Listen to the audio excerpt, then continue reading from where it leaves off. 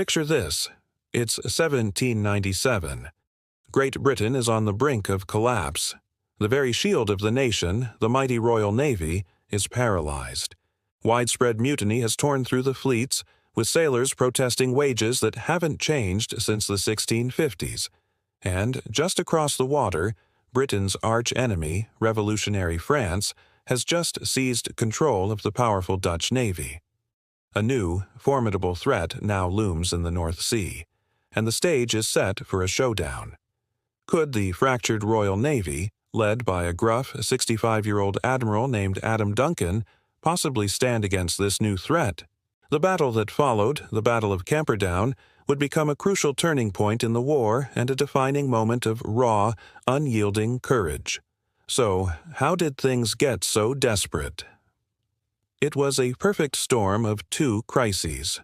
First, the strategic map had been redrawn.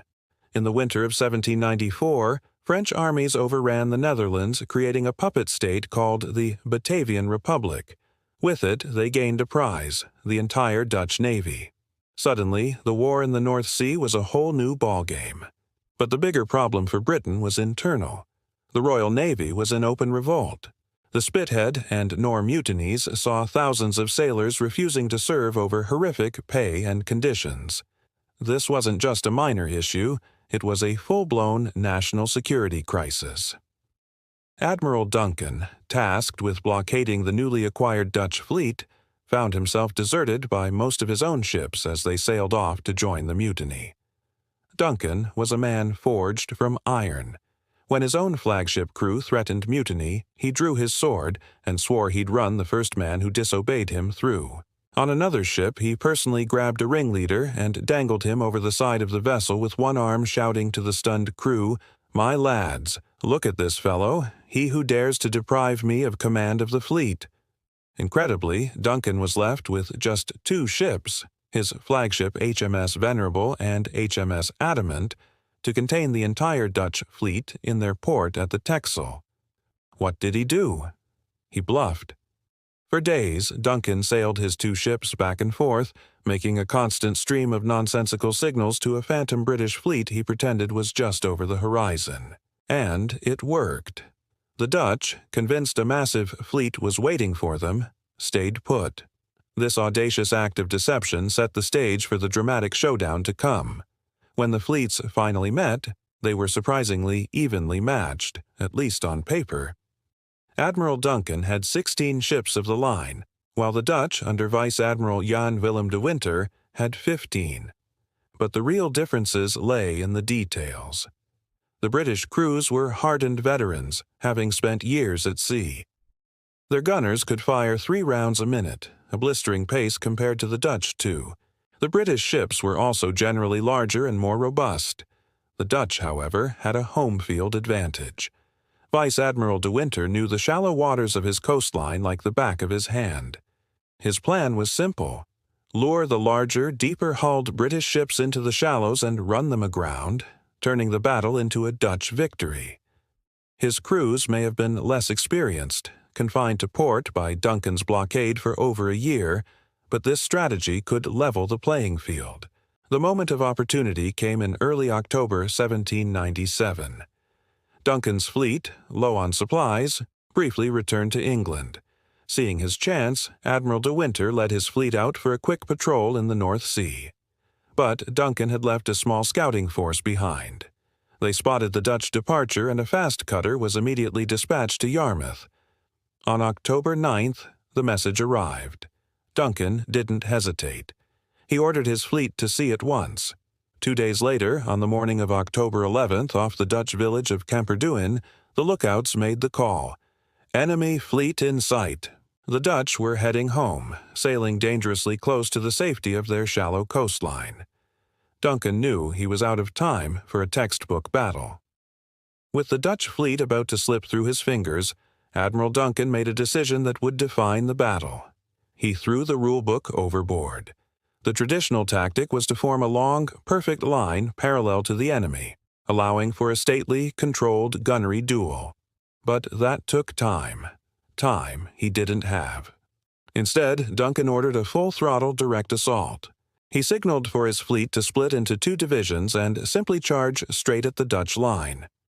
The northern group, which he led himself in HMS Venerable, would aim for the front of the Dutch formation and make a beeline for the enemy flagship, the Vryheid. The southern group, led by Vice Admiral Richard Onslow in HMS Monarch, was ordered to smash into the Dutch rear. It was a chaotic, aggressive, pell-mell attack that sacrificed neatness for brutal speed. The signals from the flagship became so contradictory and urgent that one Scottish captain, John Inglis of HMS Bellicue, in a fit of glorious frustration, threw his signal book on the deck and bellowed, "Up, with a hellum, and gang into the middle o't!" And into the middle of it they went. The British charge hit the Dutch line like a thunderclap around 12:30 p.m., and the battle exploded into 2 separate, vicious brawls. In the south, Vice Admiral Onslow's division sliced through the Dutch formation, completely isolating the rear ships. It was a chaotic but brutally effective melee. Overwhelmed and outgunned, the Dutch ships Jupiter, Haarlem, Alkmaar, and Delft were all battered into submission by 1:45 p.m. The entire Dutch rearguard had effectively disintegrated. But in the north, it was a different story. Here, the fight was a desperate, evenly matched slugfest.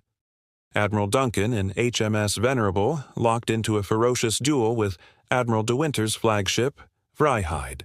The carnage was horrific. The British ship, HMS Ardent, was savaged, losing its captain and over 140 men. It was here that one of the most legendary acts of the Age of Sail occurred. The Admiral's flag on the Venerable was shot away from the mast. To a sailor, a flag coming down means one thing: surrender. But a young sailor named Jack Crawford, refusing to let that happen, climbed the swaying, splintered mainmast under a hail of gunfire, and with a hammer and nails nailed the colors back to the mast. It was a message to both fleets: we are not surrendering. The chaos only deepened when the Dutch ship Hercules caught fire and began drifting uncontrollably through the battle, forcing other ships to scramble out of its way. The deadlock in the north was finally broken by the arrival of reinforcements. The less damaged ships from Onslow's victorious Southern Division, having finished their work, now sailed north to aid their commander. Their fresh firepower was too much for the exhausted Dutch van. One by one, the remaining Dutch ships were overwhelmed. Admiral de Winter's flagship, Vryheid, was fought to a standstill. Completely dismasted, a floating wreck unable to fight or flee, she was surrounded. With his ship helpless, Admiral de Winter finally surrendered. When he offered his sword to Duncan, the old British admiral refused it, shaking his hand and saying, "I would much rather take a brave man's hand than his sword." The British victory was absolute, but the price was staggering. The close quarters, brutal nature of the fighting meant casualties were heavy on both sides.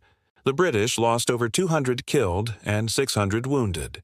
The Dutch suffered far worse, with over 500 killed, 600 wounded, and nearly 4,000 men captured. 11 Dutch ships were taken, 9 of them powerful ships of the line. The journey home was a nightmare. A ferocious gale swept through the shattered fleets. One of the captured prizes, the Delft, began to sink. As lifeboats struggled to evacuate the crew, the Dutch Lieutenant Heilberg and the British prize officer, Lieutenant Bullen, worked together to save the wounded men trapped below. When offered a final spot in a lifeboat, Heilberg gestured to the men who couldn't be moved and said, "But how can I leave these men?" Moved by his courage, Bullen cried out, "God bless you, my brave fellow. Here is my hand. I give you my word I will stay here with you." Both officers remained as the ship sank.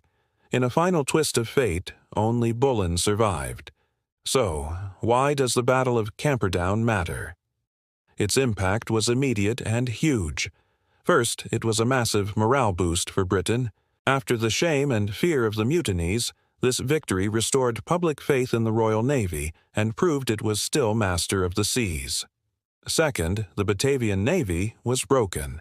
It lost so many ships and experienced sailors that it never truly recovered as an effective fighting force. This, in turn, foiled French plans to use the Dutch fleet to invade Ireland or even Britain itself. Control of the North Sea, vital for protecting trade and the British coastline, was decisively secured. Perhaps the best summary came from the defeated Dutch Admiral de Winter himself. He later told Duncan, "Your not waiting to form line ruined me.